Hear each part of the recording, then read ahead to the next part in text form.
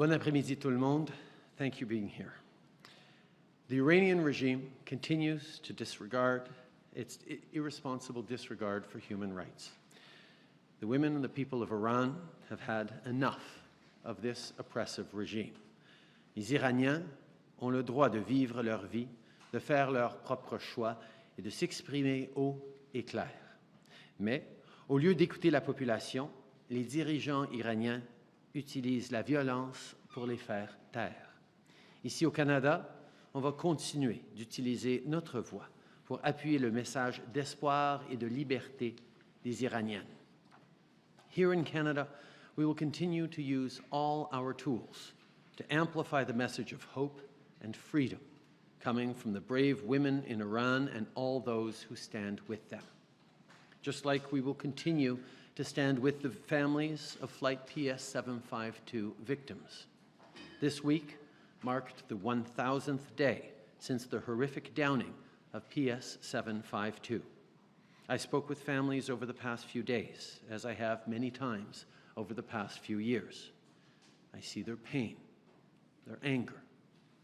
Our government is relentless in the pursuit of justice for the families of the victims. Canada has some of the toughest measures on Iran of any country in the world. For years, we've been condemning Iran's support for terrorism and destabilizing behavior in the region, including by declaring it a state sponsor of terrorism. And just a few days ago, we announced new sanctions against 25 members of Iranian leadership and 9 entities. This list includes top military leadership, like those of the IRGC, Quds Force, and intelligence agencies, those directly responsible for the brutality and crimes. Today, we are going much further. We're taking steps that will raise the bar internationally in holding Iran accountable. First, we will be pursuing a listing of the Iranian regime, including the IRGC leadership, under the most powerful provision of the Immigration and Refugee Protection Act. This is a measure that has only been used in the most serious circumstances against regimes conducting war crimes or genocide, like in Bosnia and Rwanda. This will make the top 50% of the IRGC leadership, the over 10,000 officers and senior members most responsible for this heinous state behavior, inadmissible to Canada, denying them access to Canadian territory and opportunities. The designation of a regime is a permanent decision.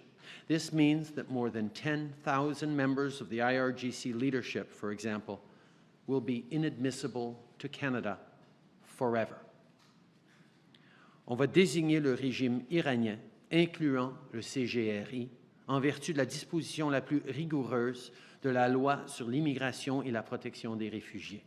C'est une mesure qui a été utilisée seulement dans les circonstances les plus graves contre des régimes ayant perpétré des crimes de guerre et des génocides, comme en Bosnie et au Rwanda.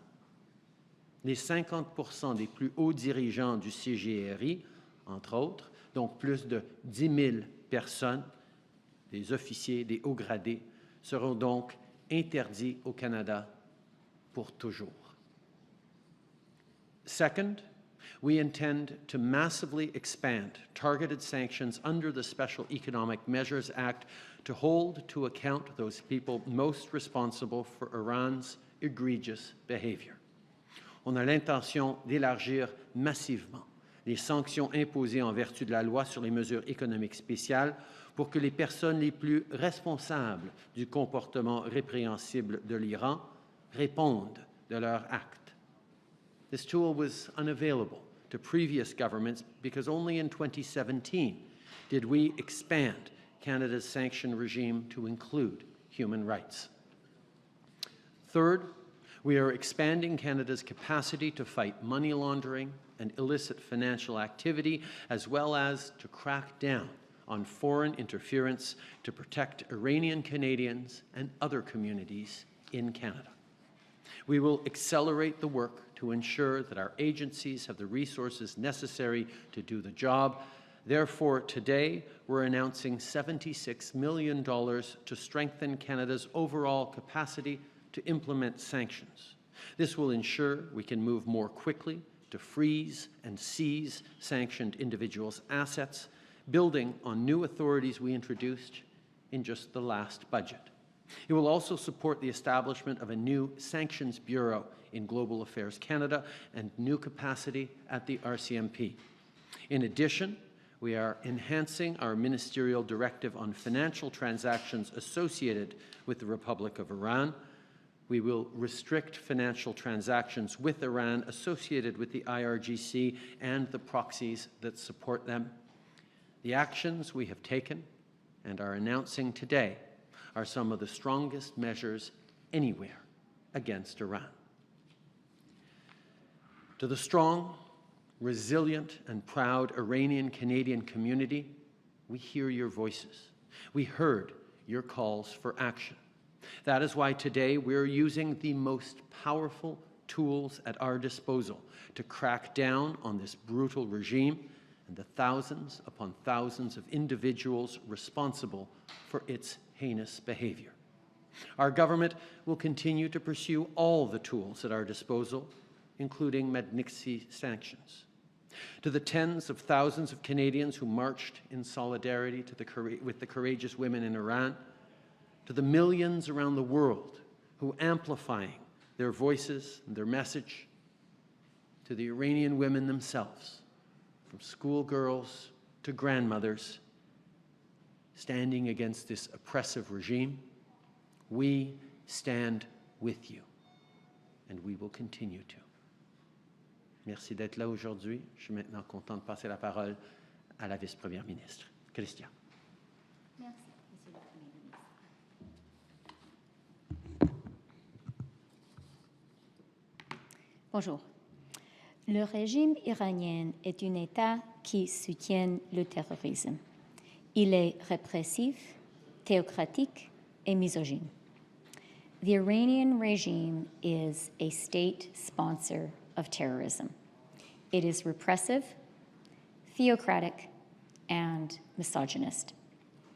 The IRGC leadership are terrorists. The IRGC is a terrorist organization. Today, by listing the IRGC under IRPA, and indeed by listing the broader leadership of the Iranian regime, we are formally recognizing that fact and acting accordingly. More than 10,000 senior members of this terrorist organization will be banned from ever setting foot in Canada. Anyone on this list will be sanctioned and prohibited from doing business or hiding their assets here. We will strengthen our crackdown on Iranian money laundering in Canada. We will not tolerate financial transactions with Iran that are associated with the IRGC and its proxies. As Foreign Minister, I was proud that we, the Parliament of Canada, with support across party lines, passed the Magnitsky sanctions law to hold corrupt foreign actors to account. We will use the Magnitsky Act together with all of the other tools in our toolbox to hold members of the IRGC to account for their gross violations of human rights, of women's rights in Iran. A little more than 1,000 days ago, Canadians were personally confronted with the brutality of this terrorist organization and this terrorist regime when Flight PS 752 was shot down. 55 Canadians and 33 permanent residents were among the 176 people murdered that night, many from my hometown of Edmonton. I spoke to many of the families in Edmonton a few days after that murderous attack. I'll never forget what that conversation was like. And I've spoken to some of them again this week. I know that they want Canada, their country, to do more. I want those families and all Iranian Canadians to know that our government will continue to take forceful action to hold this terrorist regime to account. Canada will not be a haven for the IRGC, for its money, for its leaders, or for their henchmen. We will continue to stand with all Iranian Canadians who are demanding justice for their friends, their families, and for all of the people, for all of the women of Iran. I'd like to say something very personal for a moment. For me, one of the things which is so remarkable about Canada is that so many people in Canada are here because they fled repressive regimes, or because their parents or grandparents fled repressive regimes. And what's really amazing about Canada is people who are here, having fled repression elsewhere, don't forget about that repression they experienced. They remember it, and they continue to fight for the freedom of the people who didn't have the good fortune of coming to Canada. And I think that is a huge strength of our country. That is what Iranian Canadians are doing right now. I am so proud of their activism, and I want them to know they are speaking for the women of Iran, for the students of Iran, for the people of Iran, and their government, the Canadian government, stands with them. Et nous continuerons à soutenir les Iraniennes, les étudiants d'Iran et tous les manifestants. Ils démontrent un courage remarquable en risquant leur vie pour la liberté qu'on leur refuse. En tant que femme et féministe, j'ai énormément d'admiration pour l'héroïsme que les Iraniennes, comme Mahsa Amini, font preuve face à une brutalité incroyable. La liberté n'est pas inévitable. Elle dépend de ceux qui sont prêts à se battre pour elle, peu importe le prix. C'est ce que font aujourd'hui les gens en Iran, et c'est pourquoi le Canada est à leur côté. Zun, Zindagi, Azadi. Merci. Merci. Nous allons maintenant prendre des questions. We will now take questions from the media.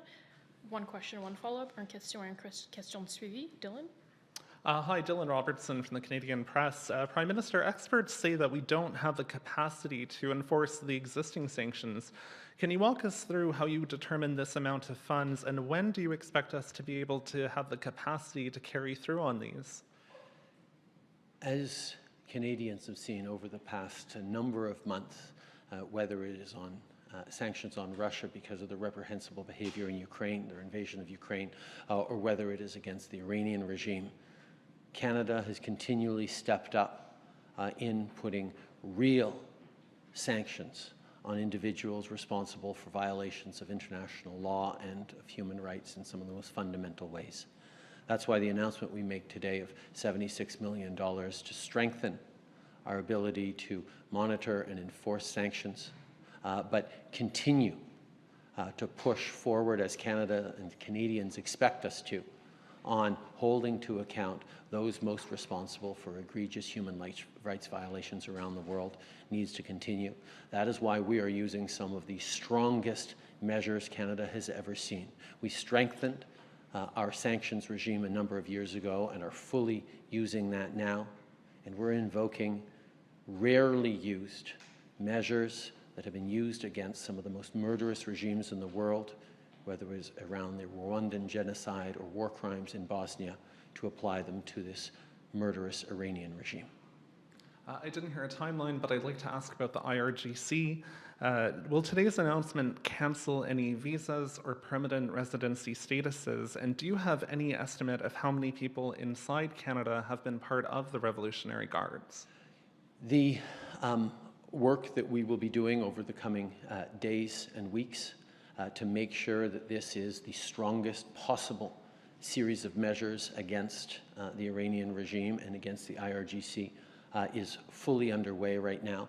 I know ministers will come before Canadians and the media next week to further detail some of the measures that we are working on. We have been working on this all week and will continue to make sure not only that these are some of the strongest measures in the world against Iran, but they are fully effective in going after the right people, be they in Iran or in Canada. Next question. Hi, Prime Minister. Chris Rand, CBC TV. Just wanted to ask you, I believe this is not a full terror listing. This is a listing under the IRPA. And I'm just wondering if you could explain in terms that all Canadians would understand why this is not a full-on, full terror listing for this organization, please. We heard clearly from the community and indeed from all Canadians that they want Canada to do everything we can to hold this regime to account for its murderous behavior against its own citizens, for its use of state-sanctioned terrorism in the region and around the world to go after innocent victims and destabilize neighboring countries, but also to ensure that nobody responsible for these kinds of heinous acts in this regime, particularly in the IRGC, is able to find safe haven in Canada, is able to benefit from holding assets or financial goods in Canada. That is what the community wants. That's what all Canadians expect. So we have looked very, very carefully at all the potential tools, and we're not taking any further tools off the table. But the reality is, using these provisions that have only been used in cases like Bosnia and Rwanda to designate the Iranian regime under these provisions that are specifically targeting at terrorism, war crimes, deep and fundamental violations of human rights, and genocide. This is the strongest measure we have to go after states and state entities. The Canadian Criminal Code is not the best tool to go after states or state entities, but we will continue to look at all tools we can use to do it. But what we are announcing today goes far beyond things that people have been asking for. Okay. Ce que la communauté et ce que les Canadiens veulent, c'est que d'abord, ce gouvernement fait tout ce qu'on peut pour tenir responsable le régime barbare iranien de ses actes de meurtre, de répression, de terrorisme. Ils veulent qu'on diminue la capacité de ce régime de répandre la terreur à travers la région, à travers le monde, et ils veulent aussi s'assurer que personne de ce régime, incluant le CGRI, puisse bénéficier du Canada pour leurs investissements ou pour leur sécurité personnelle. Et donc, nous avons regardé attentivement tous les différents outils que nous pouvons utiliser. Et le Code criminel canadien n'est pas nécessairement le meilleur outil pour aller tenir responsable des États ou des entités, des forces armées des États. Ce qu'on a comme outil, c'est un outil qu'on a rarement utilisé et seulement dans les cas les plus graves, comme dans les crimes de guerre en Bosnie ou comme au génocide rwandais, pour déclarer et désigner le régime iranien comme étant responsable d'actes comme le terrorisme, des violations profondes des droits humains, de crimes de guerre ou de génocide. Et ces outils, ajoutés à notre régime de sanctions, qui est parmi l'outil le plus robuste qu'on a pour le faire, va s'assurer qu'on arrive concrètement à punir et à tenir responsables les leaders de ce régime. Prime Minister, my follow-up is simply a why now question. Flight 752 was shot out of the sky. You met with the families. You could have done it then. I watched you this week get some very heavy questioning from the opposition of declaring the IGRC terror organization. And now here we are Friday afternoon before Turkey time, Turkey talk, as your party likes to talk about it. Doing this now, how has your message changed, and why, please, sir? These are significant measures that require reflection and including further policy work, which is why there'll be a further press conference next week on this. But let's be very clear. The Canadian government and past Canadian governments have been consistent in condemning this murderous regime and in holding them to account. 3 years ago, almost 3 years ago, 1,000 days ago, when PS 752 was callously shot down by the IRGC and by the Iranian government, we committed to holding them to account. Holding them to account on the international stage is best done by working with other countries that were affected by that, and that's why we've been leading the international group comprised of the UK, Sweden, and Ukraine in advancing both at the International Court of Justice and the International Civil Aviation Organization changes and condemnations that will both hold Iran to account and ensure that they can never do this again. Unfortunately, as I've said directly to the families, this doesn't move as quickly as we'd like, partially because the Iranian regime has been absolutely determined not to accept any responsibility for these acts of violence, not accept any accountability for the violence they've done to Canadians and to their own citizens, as well as to citizens around the world. We will continue to use all the tools at our disposal to ensure that there is justice for the families of the victims of PS 752 and indeed Iranian Canadians who are watching their loved ones and their family members suffer every day under this murderous regime. Tonda? Prime Minister, you say that that's what the community wants, but you've also heard calls from the community for exactly the terrorist listing that the U.S. has done. So I'd like to understand, though, why you say the criminal code and the terrorist listing is not an effective tool. If the U.S. can do it, why can't we? The U.S. has a very different regime than the regime that we were talking about here in Canada. And we have spent a long time looking at exactly what is the best tool we have to hold the Iranian regime to account. Holding states to account, holding state entities like state militaries to account is different than simply listing a terrorist organization.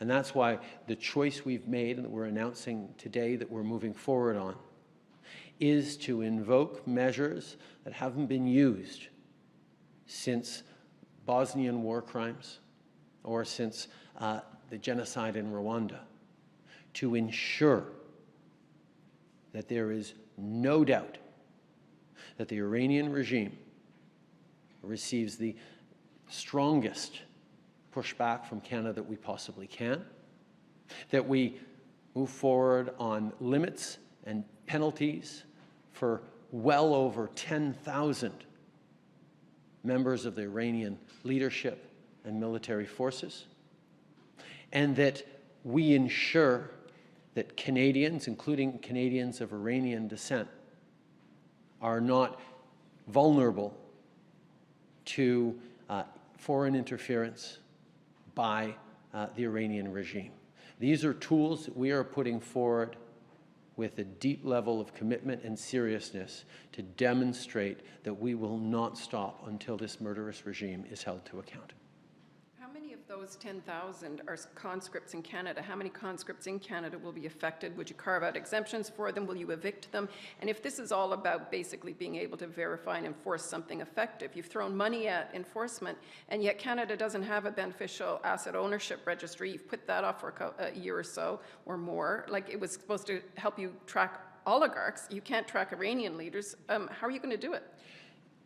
The leadership of the Iranian Revolutionary Guard, the Islamic Revolutionary Guard Corps in Iran comprises well over 10,000 people in terms of officers and generals and top leadership. The family members themselves brought up the 10,000 number, and we are happy to be able to confirm that that is a number we are moving forward on. As I said, there are more details to follow, but the essential thing is that Canada is using provisions that are some of the strongest provisions we have to go after states that are responsible for the most heinous crimes, be they terrorism, war crimes, or genocide. This is the tool for this purpose, and Canada is using it fully on the Iranian government. Next question, David? Yes, of course. Tonda, you touched on a really important point, which is a beneficial ownership registry. That is a priority of mine. It's a priority of our governments. We have put it on the agenda and have been pushing hard on it, and we are going to get it done. You're going to hear more from us about that. And since you raised this really important point, beneficial ownership registry, it can seem esoteric. You are totally right to raise it in the Iranian context. It's important for us to have it, and I'm taking this opportunity to highlight your point because we do need the provinces to join with us in making this happen. So I'd like them to hear you raising this important issue. We do need to make that a reality. There, David Baxter with Global News, and of course in some of the prior questions, well established these calls to list the IRGC as a terrorist entity have been going on for quite some time now. Just looking at these specific measures being announced today, when did the work begin on looking into these measures? First of all, Canada has been reflecting on how to hold this murderous regime to account for many, many years. In 2012, the previous government looked very closely at listing the IRGC as a terrorist entity under the Canadian Criminal Code, decided to list a specific body within that, but not the entire entity. And we have continued to move forward in designating it as a state sponsor of terrorism, in bringing in some of the strongest sanctions and penalties against Iran of any country in the world, and we have continued to over the past many years. Obviously, the horrific shoot-down of a civilian airliner 2.5 years ago, the continued repression, the murder of Mahsa Amini, and continued repression of innocent Iranians, from schoolgirls to grandmothers, protesting this regime, continues to motivate us to look to do more, which is why we are taking this extremely rare but extremely important step of using the strongest provisions under IRPA to go after, to designate the Iranian regime and the leadership of the IRGC under provisions that applied to war criminals in Bosnia or to those responsible for the genocide in Rwanda, and permanently, for the rest of their lives, render them ineligible to come to Canada to benefit from Canadian protection in any way, shape, or form. But just to follow up, is there a specific date when the work began on these three specific measures? Was it a decade ago? Was it after Flight 752 was shot down, or was it precipitated mostly by the current turmoil and protests we're seeing in Iran? I think we have long known that the Iranian regime is responsible for egregious and deep violations against human rights. and we are constantly looking for new measures, but it is only more recently that we feel that the measures that applied in the most serious of situations, either against war crimes or genocides or use of terrorism or horrific crimes against humanities, should be applied to the Iranian regime and permanently ban the top leaders from that regime, including in the IRGC, from ever being able to come to Canada. Hi, Mr. Trudeau. Mackenzie Rowe with CTV. Just before the press conference started, Nike became the latest company to bail on Hockey Canada. You referenced a couple days ago that you're floating the idea that potentially you could replace Hockey Canada with Canada Hockey. If the board and the executives don't quit, how quickly are you willing to move forward on that? As I also said when I mused on that, it's not the business of the federal government to set up those sorts of bodies. But it is very clear to everyone in this country, from sponsors to provincial bodies to all politicians, but mostly to parents who send their kids into hockey, who buy the jerseys for their kids for Christmas, who are happy to celebrate the maple leaf on hockey rinks in Canada and around the world. It is obvious to all of us, to everyone except those people within Hockey Canada, that we have all lost confidence in Hockey Canada. And the longer it takes for those individuals who are clinging to power in Hockey Canada to realize this, the more Canadians are going to say, well, why don't we just create a different organization to do all the right things that Hockey Canada needs to do? I really hope it doesn't get to that, because there is a lot of good that happens through hockey in Canada.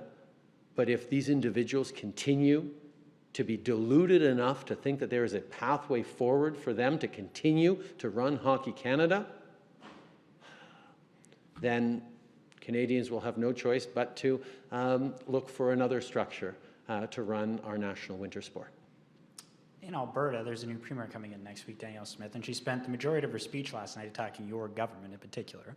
How do you think you're going to be able to work with her to move forward on federal and provincial relations in Alberta? And Ms. Freeland, you always say you're from Alberta, so if you want to talk to her, we'd like to hear what you have to say as well.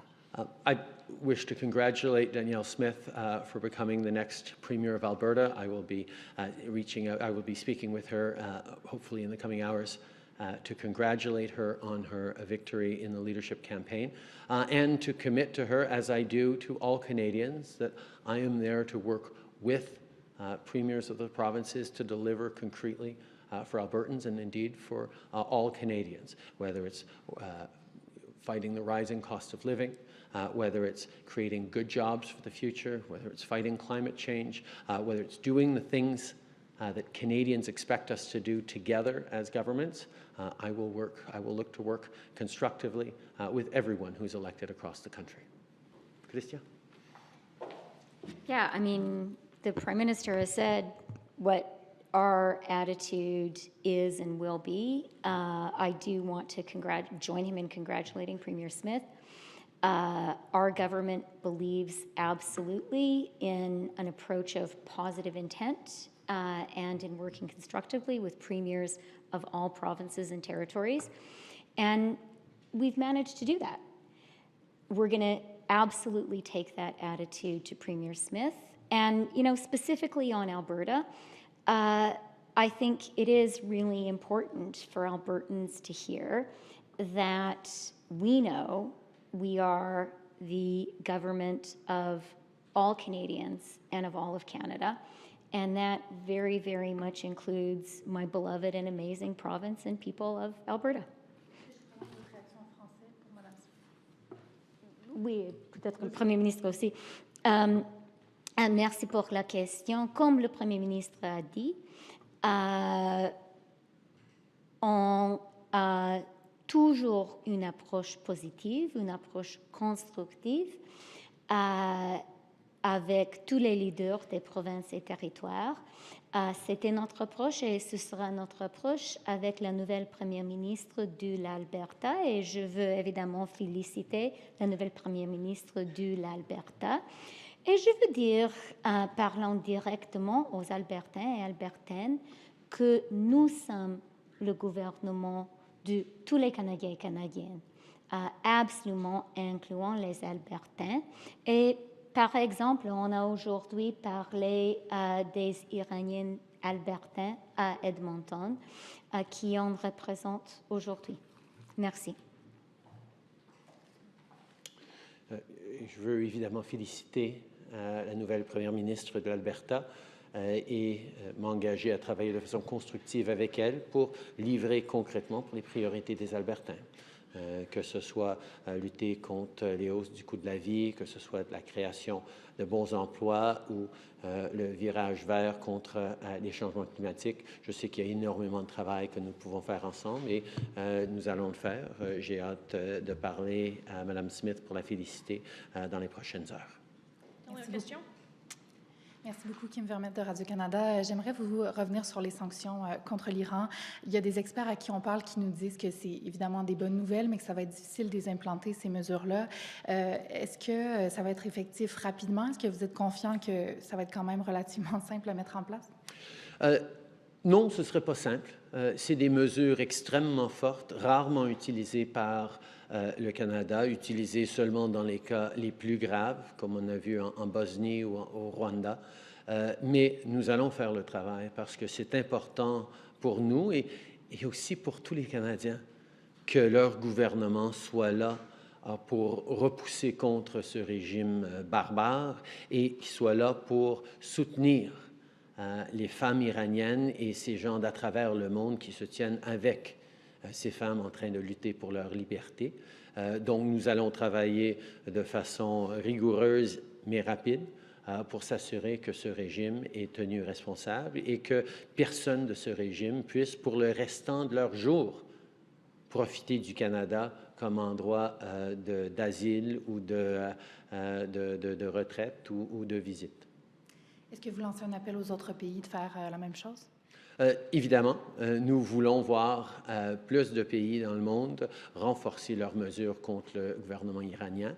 Le Canada est en train de démontrer ce qu'on peut utiliser comme outil, mais on sait que la communauté internationale partage nos préoccupations avec ce qui se passe en Iran actuellement. Sir, given that you won't have a public registry for a while of the beneficial assets that Ms. Freeland talked about, will you require Global Affairs and the RCMP to report publicly on the whether there are any violations of the sanctions Canada has levied against Iran? We have, over the past number of months, been levying massive new sanctions against regimes around the world responsible for horrific crimes, whether it's the illegal Russian invasion of Ukraine, sanctioning Russian leadership, Russian business leaders, Russian actors, whether it's these measures against Iran. Canada is developing and has developed significant tools in terms of being able to enforce these sanctions to ensure that nobody gets to benefit from Canada, our stability, our openness, our freedoms, when they are responsible for horrific crimes elsewhere in the world. Merci beaucoup tout le monde. That concludes today's press conference. Merci tout le monde.